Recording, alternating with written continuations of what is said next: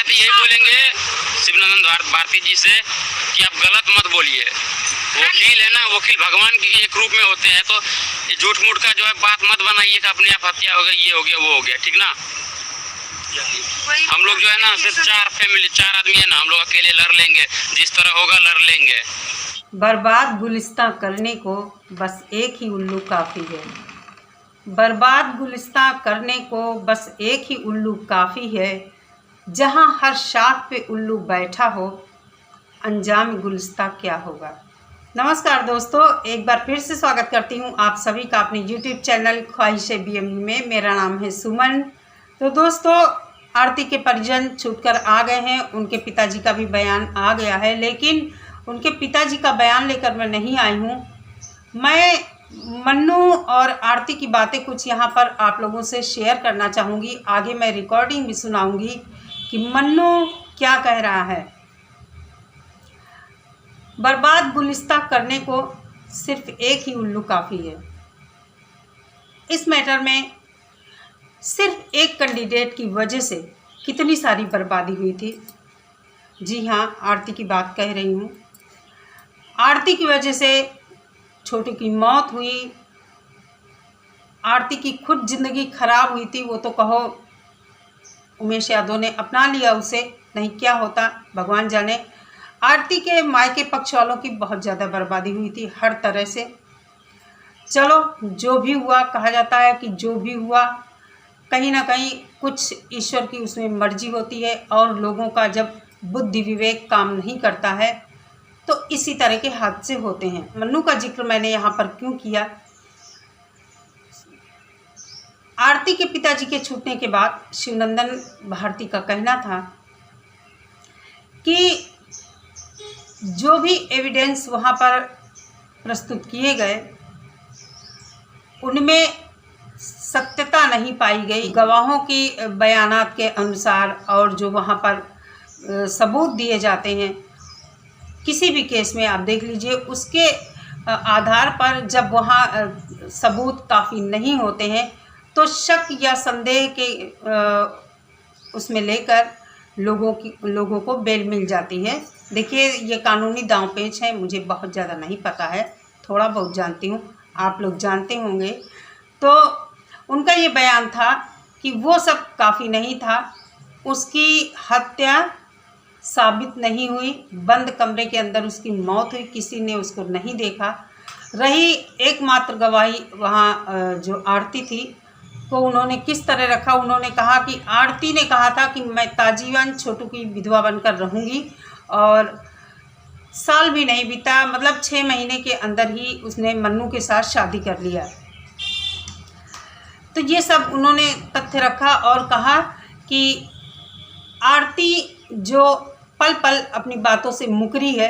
शुरुआत में उसने कहा कि मैंने बुलाया था, उसके बाद उसने कहा कि उस समय मेरी कंडीशन ठीक नहीं थी, मेरी भाभी ने बुलाया था। मतलब बहुत सारा आरती के जो बयानात थे उनमें विरोधाभास काफ़ी था। तो उन्होंने इस सब पक्ष को रखा मीडिया के सामने, और उन्होंने ये भी कहा कि जो पोस्टमार्टम रिपोर्ट थी, एक तरफा रिपोर्ट बनवाई गई थी। तो कुल मिलाकर इन सब चीज़ों के आधार पर उनको बेल मिल गई है। अभी आगे कोर्ट में क्या होता है, आगे क्या कार्रवाई होती है, कैसे केस इन लोगों का चलता है, वो सब देखने वाली बातें होंगी। लेकिन आज मैंने मन्नू का वीडियो देखा, आरती मन्नू, जिसमें मन्नू ये कह रहा है, मन्नू बड़े गुस्से में है। पता नहीं ये जवानी का जोश है या इनका भी इन लोगों को बेल मिल गई है, इनका भी विवेक इस समय काम नहीं कर रहा है, उसमें ये बोल रहे हैं। लेकिन जो भी मन्नू बोल रहे हैं वो गलत बोल रहे हैं। मन्नू ने कहा है कि मैं वकील शिवनंदन भारती जी से कहूँगा कि आप सही सही बात सोशल मीडिया पर बोलिए, आप गलत क्यों बोल रहे हैं। तो देखिए, मैं यहाँ पर मन्नू से कहना चाहूँगी और आरती के घर वालों को भी ये बात बोलना चाहूँगी कि कहीं ना कहीं सोशल मीडिया पर आप लोग फिर से इतना ज़्यादा इस चीज़ को लेकर एक्टिव हो गए हैं कि जो आपके ऊपर ही भारी पड़ सकती है। आप वकील और जज को ही गलत ठहराने लगे, वो भी सोशल मीडिया पर। तो ये चीज़ आप लोगों के लिए ही आगे चलकर मुसीबत का कारण बन सकती है। रही मीडिया की बात कि मीडिया वहाँ कल का वीडियो देखा था मैंने मन्नू का, तो बता रहा था कि मीडिया बार बार आती है, दिन भर आती है, हम लोगों को खाना खाना भी मुश्किल है।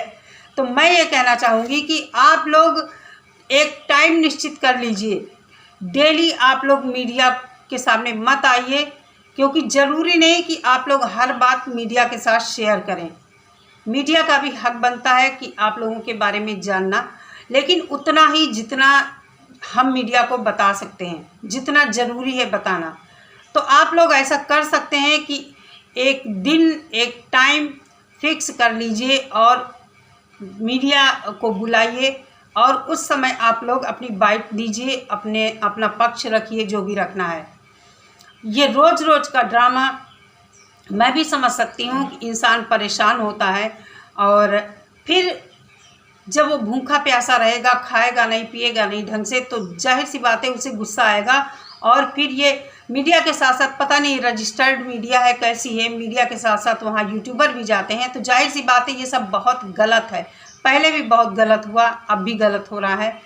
तो ऐसा बिल्कुल भी आप लोग मत करिए, और हो सके तो एक एप्लीकेशन थाने में दीजिए कि हमें परेशान ना किया जाए, और एक दिन आप लोग मुकर्रर कीजिए, तारीख फिक्स कीजिए, मतलब टाइम फिक्स कीजिए, तभी आप लोग मीडिया के सामने अपना बयान दीजिए जो भी देना हो।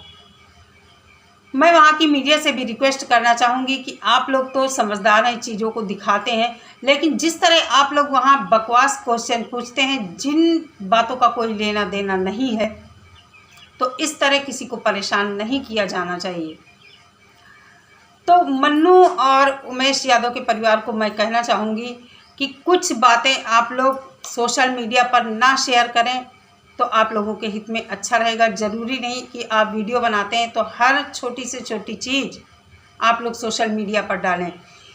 मैंने आरती के पिताजी का बयान देखा है, तो उन्होंने यहाँ तक कहा है कि अगर आरती चाहे कि हम लोग यहाँ ना रहें तो वो मेरे घर में आकर रहे, हम लोग सब जमीन जायदाद छोड़कर कहीं चले जाएंगे सब परिवार।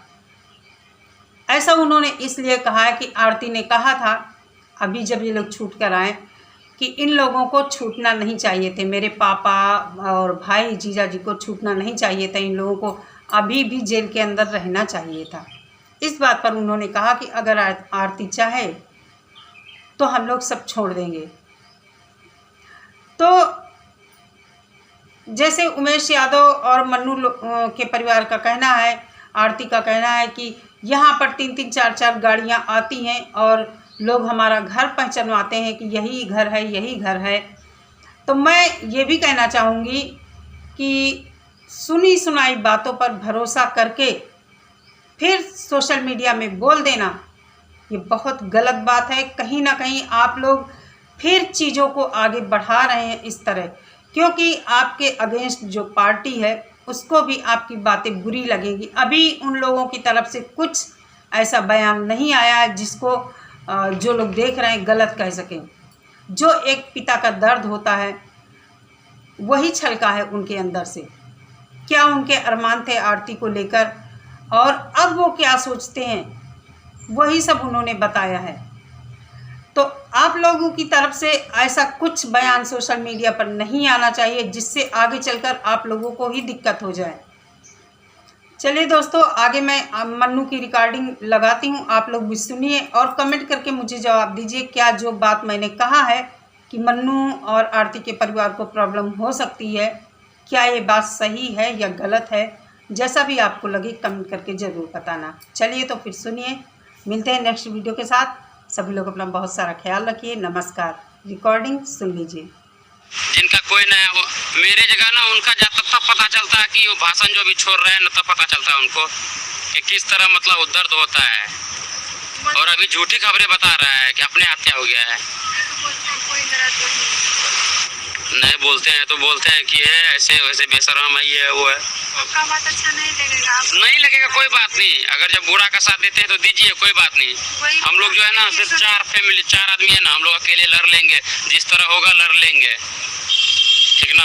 और झूठा का अगर क्या बोलते हैं झूठ कथी ले बोलते वो एले है देखे जे हमर बेटा अपने मर गेला है वही तो साथ तो रिपोर्ट के देखकर बोल रहे हैं।